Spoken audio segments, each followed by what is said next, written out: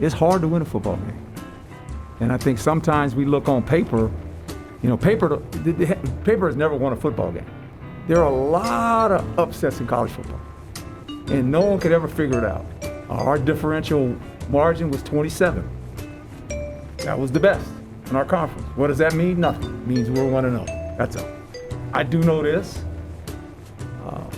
When we run the ball fairly decent, we got a chance. If you look at us over the last 3 years, when we run it over 200 plus yards, we're 9-1.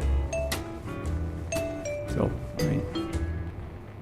I'm not saying we're a running team, but we're 9-1.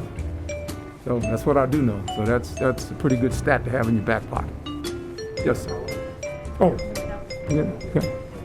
I think, along with the fan bases, no one knew how to act.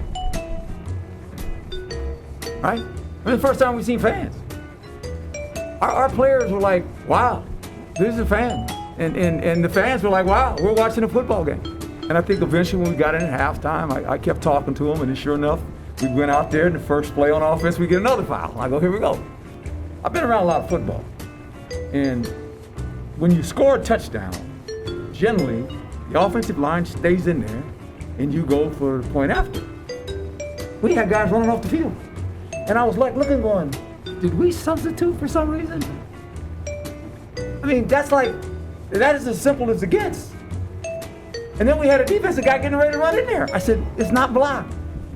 We're actually trying to kick the PAT. And I always tell our linemen, man, let's don't get into the stat game, because then you have a bunch of guys playing lone wolf McQuades, and they want to just, I'm gonna get my stats, and then bad things happen. There's a lot of guys walking around. I said, man, it looked like Manhattan, downtown Manhattan.